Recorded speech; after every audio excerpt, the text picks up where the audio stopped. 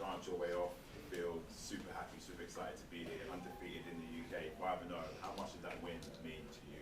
It was a lot.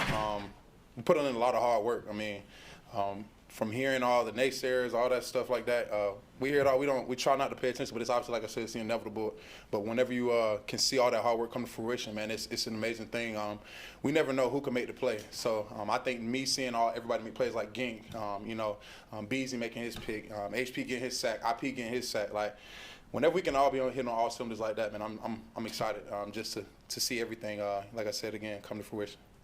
And how much of a joy has it been playing in this Brian Flores defense? Because it seems like you guys, I mean, you've got what, 11 interceptions now, 21 sacks. You're feeding on that line. It must be such a joy to be in that where it's so open. Yeah, no, it's an amazing thing. People always ask like, what are y'all doing? I mean. I don't know. Even I don't know sometimes. Yeah, like I mean, we obviously know like a play whenever we got to check the sun, but like even when it gets hot out there, crowd gets noisy because we're on defense and we check a lot. So it's kind of like being on offense with a loud crowd. It's hard for you to check. So we got to be dialed in. I mean, it could be 3 plays, 4 plays, and 1. You know what I mean, but you just have to understand the scheme, understand ball, and just trust your teammates. Trust that they're gonna put you in the right situation. We lean on our captains. We lean on people who've been here before. Hitman has been amazing. Obviously, got his sack, 20th career sack. That's an amazing thing. I mean, shout out to that. That's amazing as a safety. I love the way he's done, obviously, for this organization.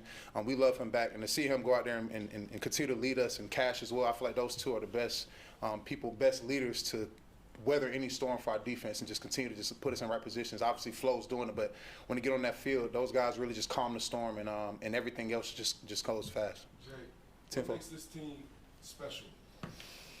That's a good one. I think it's a lot of guys that are still hungry. A lot of guys have faced a lot of adversity. We got guys that either late picks, 3rd round, whatever, undrafted. Guys are still in that mode of proving themselves, and I feel like that's kind of how I've carried myself all my life. I mean, I've been a skinnier guy coming up all my life trying to play D-line, and they're like, hey, you ain't going to do this, you ain't going to be able to do that. And you got guys like Gink, they probably told him a lot of stuff, you ain't going to be able to do this and that. Yeah, you got a pick-6. Cash, same way. This whole team is filled with that mindset, and I feel like that's one of the things that everybody's trying to figure out, like, when are we going to get complacent? When are we going to be like, okay, all right, you showed yourself. You improved to everybody. All right, cool. You get your pat on your back. But we don't care about that. It's more so like, man, we got so much more to go with this team, not just on the defense. And, like, we still haven't played our best ball, which is crazy to say. Obviously, the score may not be indicative of that. But we're putting something together really, really good, and we only getting our foot barely in the water. So I'm excited to be a part of that because when I came here, instantly from OTAs, I instantly knew how we worked. Some guys, you've been there before, OTAs, some guys just don't show up, or some guys just there to go through the motions. Man, them guys are in there working, and I'm right there with them, and it's like, oh, y'all for real about this. Like y'all really y'all ain't trying to just go in here and just win the division, or y'all ain't trying to just prove y'all really trying to go out here and dominate, and that's the part where I can get down with that. I've been a part of defenses like that, and I love to have that feeling. I say a name, what's the first thing that comes to mind?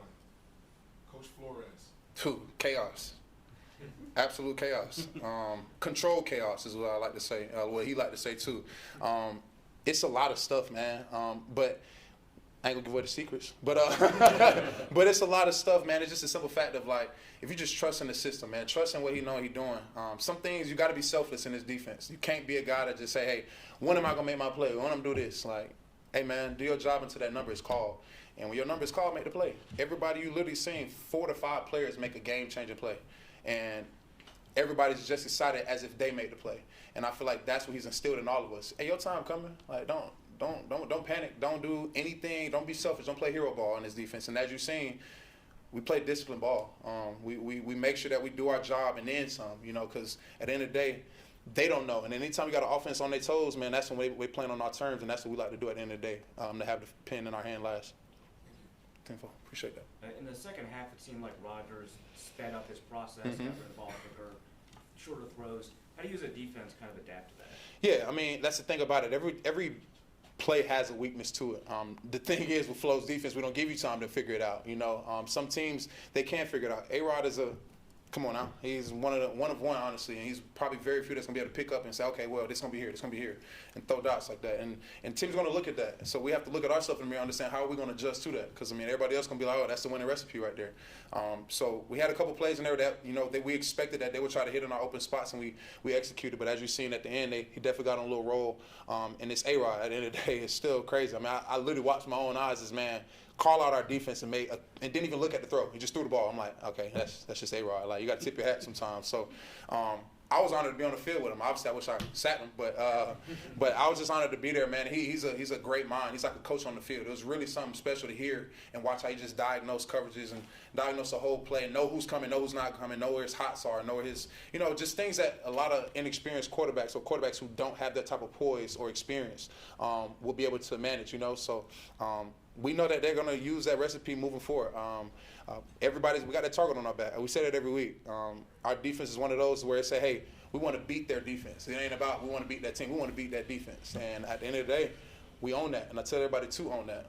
And I feel like that's what makes us carry a chip on our shoulder because when our back against the wall, we want to see what's up. On third down, the crowd gave you a lot of noise. What do you think of the fan base over there? It was crazier than I thought, honestly. I've never been here before. So they told me about it before when they came here a couple years ago. But I was like, do they really like American football like that, And obviously, come from Houston, they didn't have a well-established fan base like that. So obviously, if they probably had it here, who knows? But to see how they showed up here, man, Skull Nation was amazing. I mean, people who probably didn't even know anything about Vikings ball, they say, hey, I'm going to get a jersey and just start doing the chant at this point. And we'll take that, you know what I'm saying? So we love it. The hospitality has been great here. The fans have been amazing. The support has been amazing. I can't say enough about everything about this place. I've been growing up watching this team on TV forever. So I'm a big soccer fan, so playing in the EPL Stadium, I'm definitely honored. I'll remember this for the rest of my life. Who's your team? Don't kill me for this, people. All right. I started off Man City. I was a big Tottenham fan when they had Garrett Bale back in the day, but I bounce around for a good bit. But yeah, for sure, I definitely like Man City, for sure. Sorry. For sure. In the last 3 weeks, you faced Houston. Cam Akers had 21 rushing yards last week. Josh Jacobs had around 50 rushing yards. Brees Hall was under 30 rushing yards today. How have you been stopping the rush so effectively? Stopping the run is a want-to thing. I feel like it can be a schematics thing, but stopping the run is a want-to. You either going to win your one-on-one match and get off the block and make the play, or they're going to get yards on it. And Flo calls it up to where it is like that. Either you're going to be free or you got to win your one-on-one to make that play. I feel like you got to earn the right to rush the passer. You can't just go out there and just play everything like it's pass because they'll just run it right down, right up the middle. So we pride ourselves in that. We pride ourselves to make sure we keep them under 100. Honestly, with our standard, we try to keep them under 50. But obviously, they're going to. Teams, they're good teams out there. They're great players. So we hold ourselves to a high standard, more than what people probably put on us. But even today, that was too many, in our opinion. We won that game, but there's still people in there that's like, yeah, we got the dub and going to the bye week. But defensively, we know that we got to tighten up. Because teams going to be coming after. They're going to look at all those plays that they hit on, and we can't get complacent and say, okay, it's just going to work. They ain't going to pick it up. No, they're going to come with some stuff. So we're going to go back to the drawing board. We're going to enjoy this one, obviously, 24-hour rule. But at the same time, hey, man, we're going to be rolling the right route, honestly, whenever we come back to play ball. Jonathan, what was going through your mind when Van Ginkel did it again?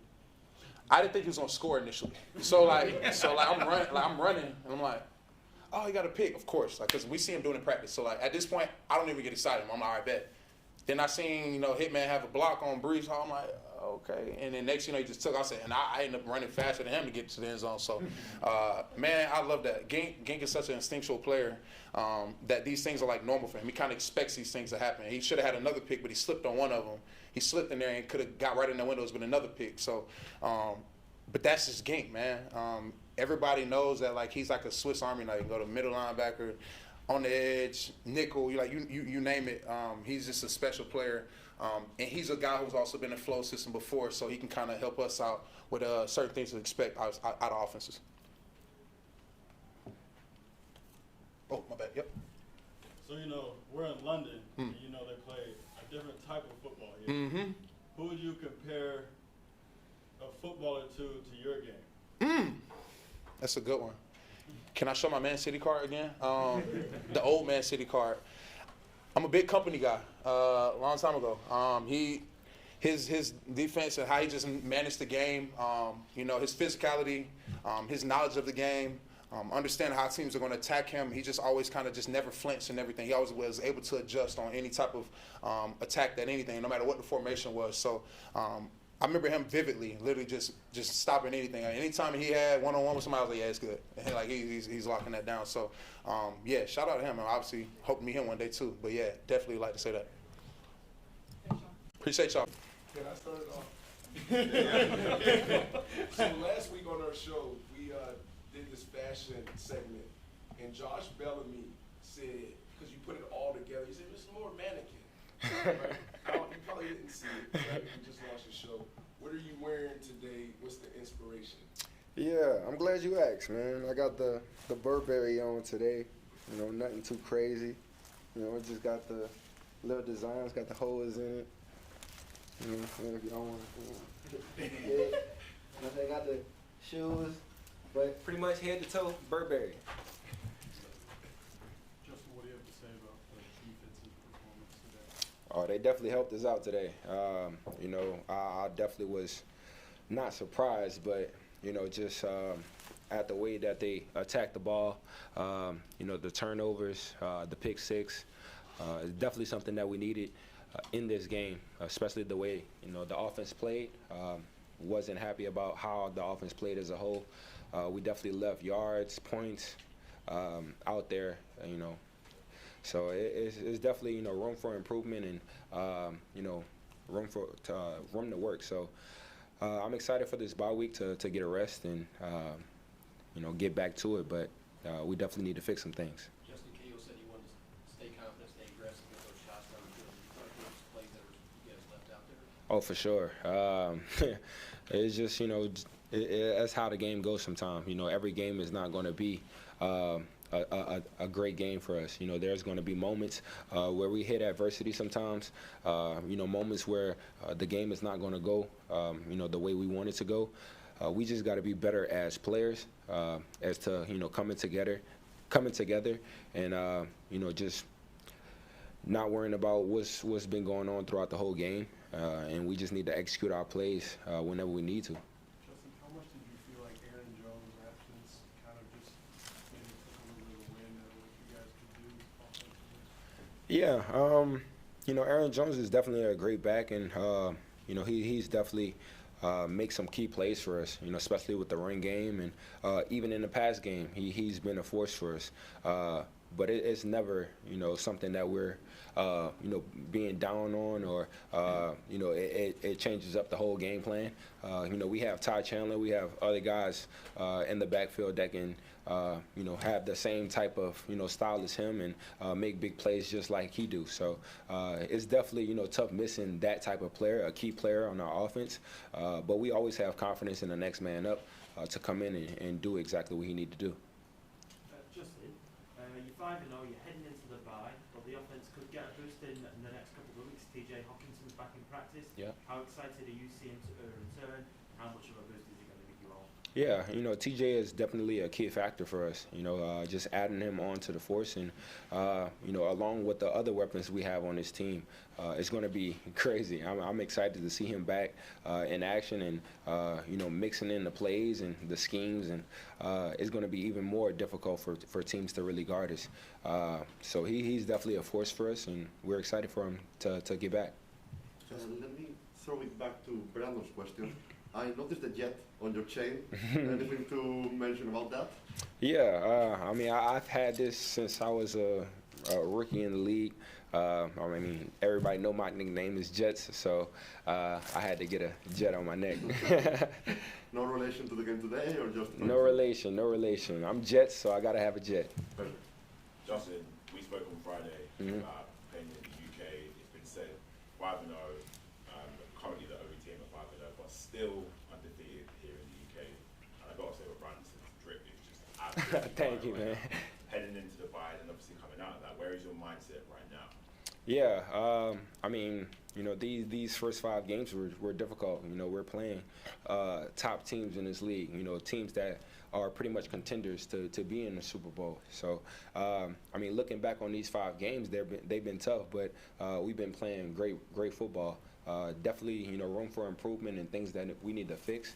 But just, you know, just coming off of a season with a whole new quarterback, new system, you know, a couple new guys on defense, I feel like we're doing great. We just need to, you know, keep it on, keep going, especially after this bye week, after a week off. You know, some teams get kind of complacent and feel like they're in a great spot in this league. You know, it's still early and it's still a lot of things can still change. So after this bye, we still need to be focused, locked in, and be ready to go whenever we come back. Justin, what's going through your mind there in that last series when Rodgers was coming down, the clock's running down, and the defense has got to go and make a play there? Yeah, I feel like just based off of how our defense has been playing, I honestly didn't feel like in a bad spot. I felt like we were going to make a play at some point in that drive, and you know, luckily we did. So we just feel like as an offense we can't put our defense in those type of situations, especially by the way they playing, getting us the ball back, even putting points on the board. We got to do a better job as an offense to, you know, contain the game, make sure that they don't get that time of possession back. You know, it's just, you know, things that we need to fix and things that we need to look at. But, you know, 5-0, it doesn't come easy.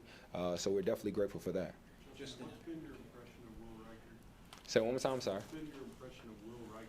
Oh, he's a dog. He's a dog. You know, he's an SEC guy, so that's something that we're kind of expected from him. But you know, to say he's coming in and as a new guy and making field goals left and right, and especially from the length that he's making it, it's definitely, you know, something that we need, especially not putting points on the board as an offense.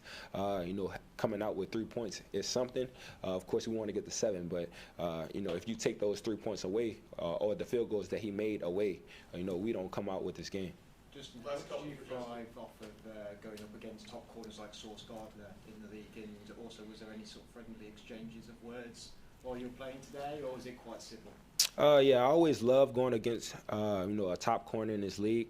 I always love those type of matchups, and it definitely gets my juices flowing to, you know, go out there and compete. You know, we're not friendly, I would say, but we don't, you know, dislike each other. I feel like we understand each other's game, and we respect each other's game. So whenever we're out there, we might get a little chippy sometimes, just because that's how we compete. But at the end of the day, you know, it's best against best, and of course, I'm trying to win that battle every time. I feel like before the game, I asked Chris Carter, legend, to rank his all-time Viking receivers. Where do you think he ranked you? I'll probably say either number 3 or number 4. He put you 1. How does that make you feel? Wow, that's crazy. I mean, to you know, put me in front of him, that's something that kind of speaks itself. You know, you always, you know, as a receiver, you never like, you know, putting somebody else in front of you, especially you know, how Chris Carter has played and what he has done for the Vikings organization. That's special. That's I mean, there's words doesn't even reflect how I feel about that. But to say, you know, the guys that came from the Vikings, Randy Moss, Jay Reed, there's plenty of guys that, you know, came in this purple and gold that had the right to say that they're one of the top receivers that ever came through. So for him to list me number 1 is very special. I have goosebumps kind of thinking about it. But, you know, Chris Carter has been my guy ever since I came into the league. He was my mentor coming into the combine. So for him to, you know, still be here and still to give me those words of wisdom and kind of, you know, be in my ear and just telling me what to do and what not to do and being the player that I am, very special, very heartwarming. Did it feel like the field conditions changed over the course of the game, and how do you adapt to that if that's the case? Yeah, you know, they changed. It happens, you know, especially with the weather. It kind of raining a little bit, being a little cold. But it's not something that, you know, we kind of put a major force to. Field conditions are going to be field conditions. Every field is not going to be perfect in this league.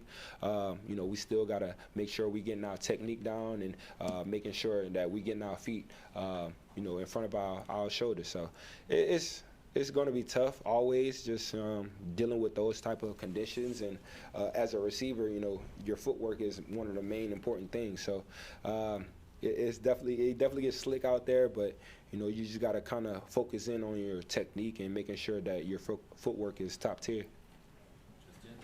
Last one. The Jets defense was very aggressive against you. Did you feel like they were trying to take you off the game mentally? Yes and no.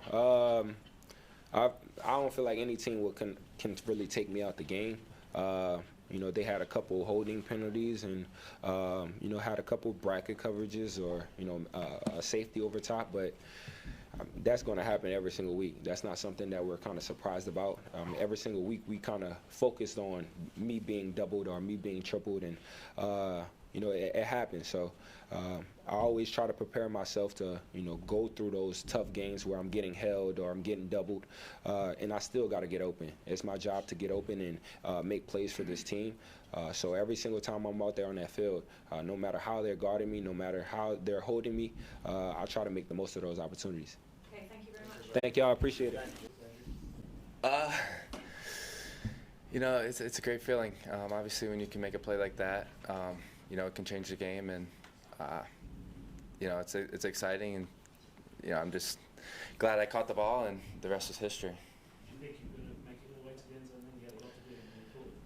Yeah, once I got out of that first tackle, I started running. I saw Harrison Smith had a huge block, and if he doesn't make that block, I don't think I score. And so shout out to him and shout out to all the guys behind that, just blocked the skill players so they couldn't catch me. That's 2 in 5 weeks now with Vikings. That's more than you managed to. Have you done anything different this year with the new team? Can you say that again? That's your second one now this season. You think you had one before previous 5 Yeah. weeks with Miami. Have you done anything different on your end? I think I had great coaches. Obviously Vic Fangio, and then being back reuniting with Flores. These are 2 great coaches. They scheme well, they prepare you well, and in certain formations, different looks that the offense give you, they just kind of not give you answers, but they allow you to anticipate and play fast. So it's something that I just read and caught the ball. Were you supposed to drop, or you Yeah, up in that play, I was just kind of reading the guard, and he came at me, so I dropped and tried to get into that pocket where, basically where the hot throw is, and something that we planned on and expected. Andrew, what's the key to kind of filling that space there, figuring out your drop to get into that hot area so you're right in the middle of that throwing lane? It's kind of reading the quarterback's eyes, kind of anticipate where the expect the ball where it should go. There's a couple of different answers when we show that all up look, and it's kind of something that I anticipated and dropped to the right spot. Can we be clear here, though? Brother, I need a little bit more excitement. You picked off Aaron Rodgers. You're going to be able to tell this story to your grandkids. Right? It's almost like a defensive lineman sacking Peyton Manning, et cetera, et cetera. Think about that. Yeah. Thank you. I'm lost for words. It's just, I couldn't believe it happened. He told me too. Christmas came early for me, and just a guy of that caliber, that level is. I'm just thankful, grateful, and all the hard work and just dedication that that Flo puts in, and then putting us in the right position to succeed, and the rest you just got to make it come to life. Congratulations. Thank you. The league you've had over here for quite a while now, but you had a long time to soak up that noise, that colour. What did that feel like? Because it felt to me, and I've covered a lot of these games, that that's as good as it gets in my mind. Yeah, and I think it goes back to our the Vikings atmosphere at home. We kind of got that sense here with the Skull chant, and it's the best atmosphere. And when you can get a crowd like that going and get them hyped, it's exciting, and You know, we got fans all over the world, and you know, I'm thankful to be a Viking because we got the best fans in the world. Andrew, how much do you enjoy playing coach for? I love it. You know, he holds us to a high standard, and he puts us in position to make plays and allows us to play fast, physical, and play at a high level. And you know, just the way that he works, the way that he you know, kind of leads the room, and just gives us confidence to play fast and go out there and anticipate and make plays. And you know, he keeps talking about this thing called joy, and just love playing it. We're ultimately playing a kid's game, and you know, if you're not enjoying this, you're not in the right sport or job. There are a lot of versatile defenders on the defense. Metellus, Smith, you. How do Flo and the rest of that defensive coaching staff prepare you to have so many different responsibilities? He does a great job of kind of teaching the big picture. So, you know, Metellus or I could be at different positions, but we're kind of doing the same thing. And, you know, he kind of teaches it in ways that, like, defenders on the field are just kind of X's on the field. And you could be here, you could be over there, you could be in the D-line, you could be, you know, inside backer. And at the end of the day, it's kind of spots and positions and zones and coverage where you're dropping to. Andrew, when did Aaron tell you that about Christmas game really before he was after the game or some period during the game? It was I think it was third or fourth quarter. You know, I kind of got close to him, and he just made that comment to me. Did you say anything back to him? No, you know, I just told him thank you, and didn't say a whole lot. I kind of just walked away. Thanks, everyone. Yep, thank you, guys. Yeah, just real quick, I think, you know, obviously a win's a win. You know, I think our defense, our special teams played out of their minds today. And I think as an offense, you know, I think we just got to find a way to continue to play consistent football. And, you know, the pre-snap penalties, the communication just has to continue to get better. But, you know, as a whole, I feel like we were able to make plays when we needed to. But we just got to continue to get better that way. I really do want to hug. And the reason why, brother, is I'm so freaking proud of you.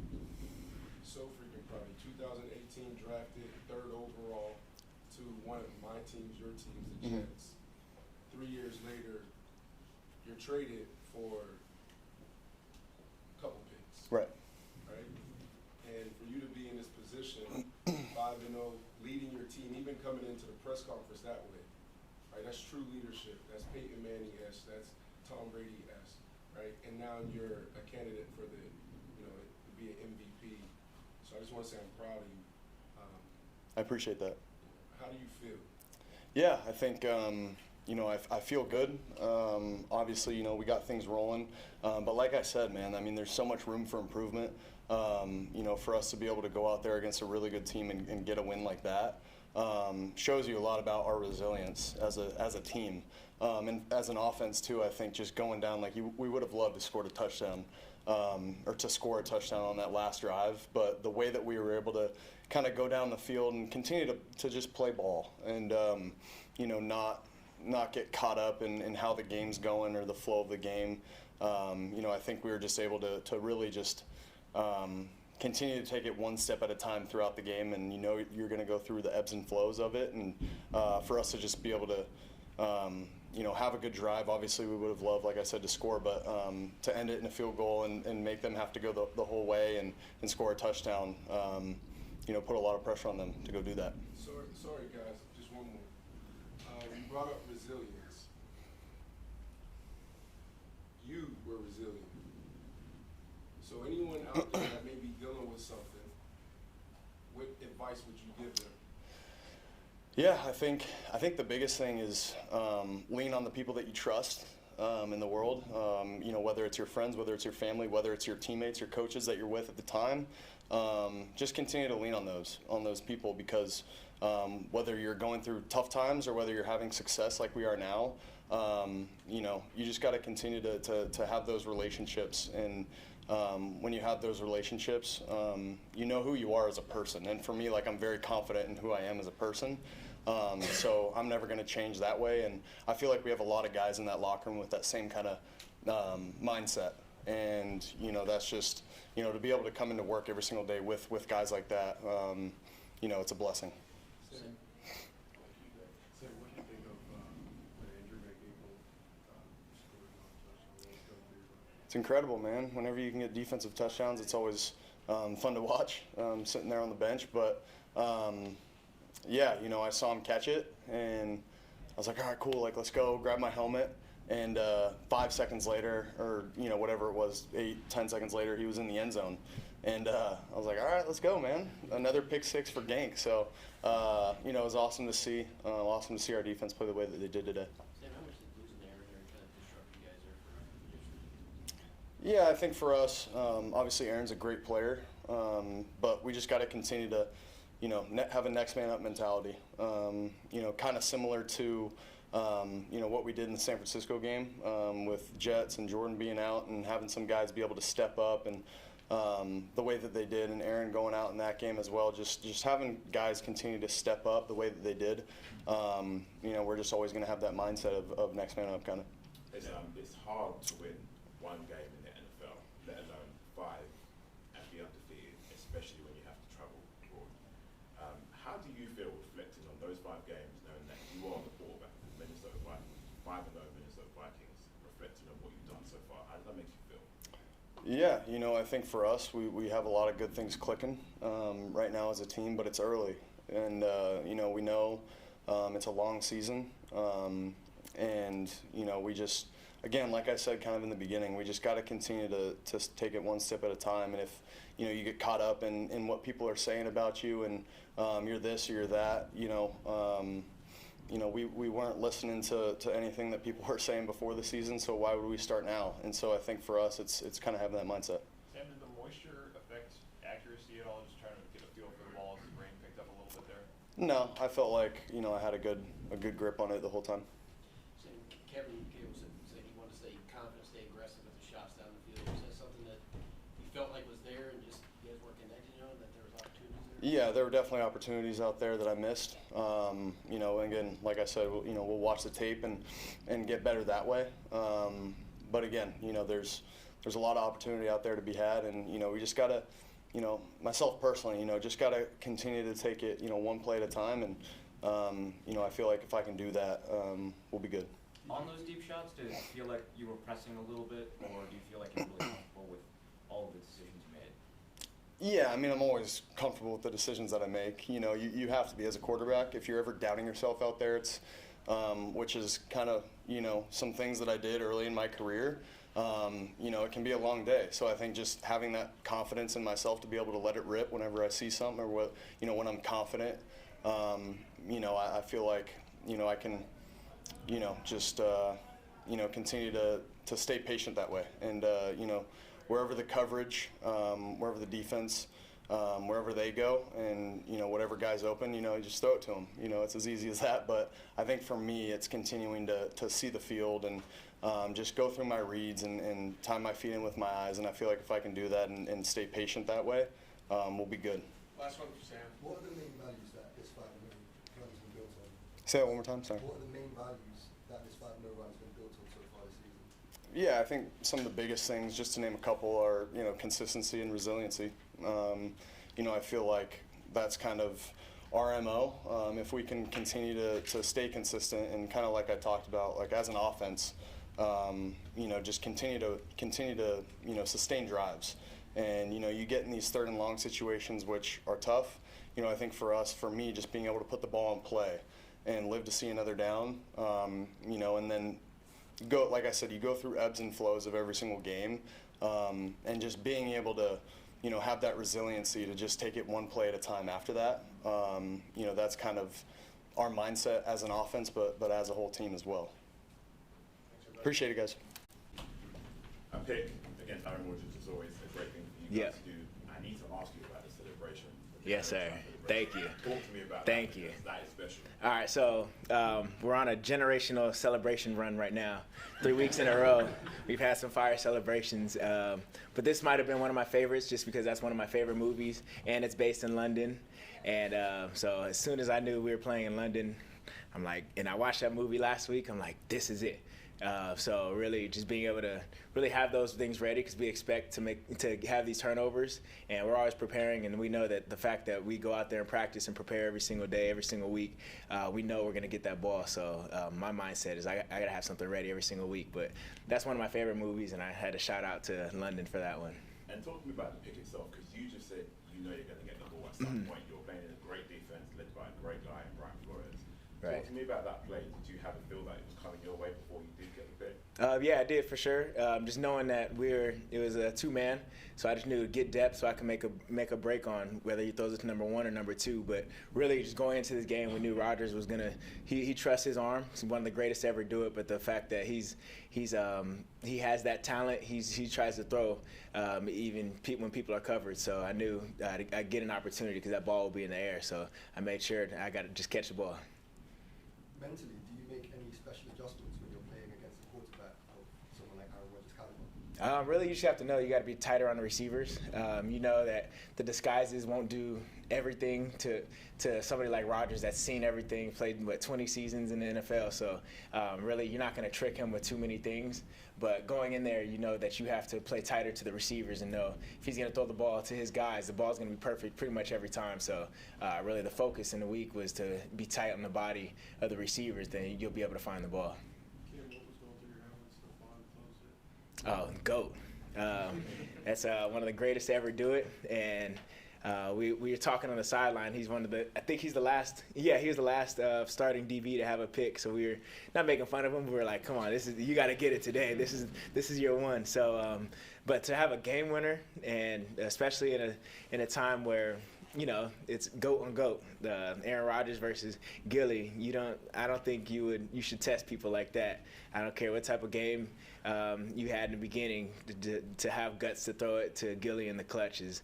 That's pretty risky. So he showed why he's one of the greatest. Cam, what does it take for a corner in that spot to make a play on that back shoulder ball that everybody knows Rodgers has without grabbing him and getting called for a flag there? Really, just getting your eyes back. You have to know that, like I said already, every ball will be perfect with Rodgers, but knowing what he likes to do and knowing what type of receiver he was throwing it to, he wasn't a big-time deep threat. He's a possession guy. And really, the back shoulder is one of the hardest balls to defend, just because it's always going to be that momentum going upfield and then putting it on the back shoulder perfectly. So knowing that really they're going to attack the back shoulder, we practiced that this week. We had a lot of extra reps on it this week, and it was beautiful to see it happen in real life. Just because you know it's Rodgers and you know how much he does that. Exactly. Yep, and especially knowing who you're going against. He's a back shoulder guy. We talked about that this week, and that was on the scouting report. This is the possession, back shoulder, jump ball, fade ball guy. Cam, is there anything in your game that you're looking to improve on? Because the theme since Friday today from every player and coach Kevin as well is that we're not done yet, and this is you've not even hit your ceiling yet as a team. Exactly. You're 5-0. Yeah. So is there anything you're focusing on with goals with yourself and what you'd like to improve on? Me personally, just wanted to be consistent. There's been so many times in my career where I have a streak of good games, and then you kind of flatten out, get a little high off of some wins, and get a little happy. So really my mindset is just consistency with my process, and everything else will take care of itself, just because if I do my extra work after practice every day, if I practice full speed every single day and watch the same amount of film every single week or more, I know that results will come. So really just always be better with the consistency with my process, and I know the result will happen how it should. Kim, what was either the messaging on the sideline or what you guys were talking about leading into that last drive? You guys have been on the field a lot. It's kind of like you got to make a stop. Yeah, we're happy to have the game really be in our hands. And in practice, especially in training camp, every other day we'd have a 2-minute drill situation, and you have to know the situation. Okay, they have to score, they have this many timeouts. So being able to put all that practice, and like I talked about my process and our defensive process, we've seen those situations every other day in training camp. So we've been able to go against really good guys. So we're really excited to be able to go and put the game in our hands. And even when we're down there in the red zone, our back is against the wall. We thrive in those situations, and as a competitor, that's how you want every game to be.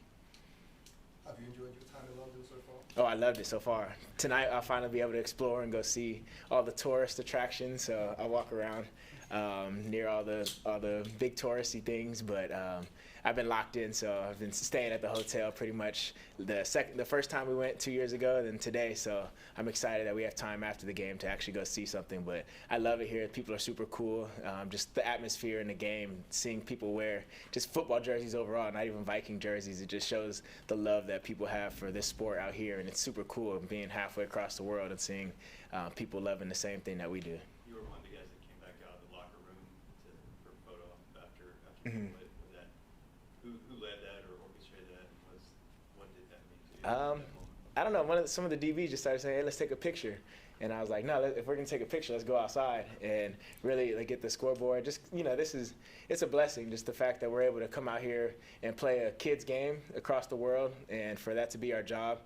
We thank God for that every single day, and we just know that we have a special job, and we never take that for granted. So we had to capture that moment, getting a win, being able to be with our brothers overseas, and it's crazy. A bunch of just kids that made it to the NFL, and we still feel like kids. So we were like, we got to capture this moment, especially after the game we had, one of our DBs having the game winner. So we just had to capture that moment and just make sure that that's something that we don't forget. Good. Thank you, everybody. Thank you.